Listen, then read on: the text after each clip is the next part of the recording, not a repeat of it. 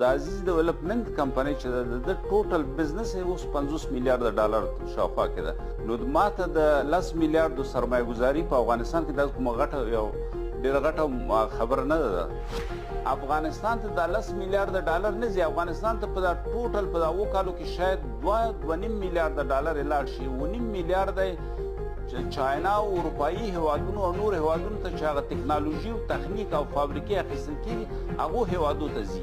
ستاسې د پانګونې له اعلان سره سم د ولسمشرۍ مخکیني مرستیال امرالله صالح تاسې په درواغ ویلو او چلول تورن کړي یاست او وایي په وروستیو کلونو کې مو د 10 میلیارډو ډالرو په ارزښت د څو پروژو ژمنه وکړه، خو د ده په وینا یوه یې هم عملي نه شوه. امرالله صالح زه خپل سیال نه بولم چې زه د هغه په مورد کې تبصره وکړم.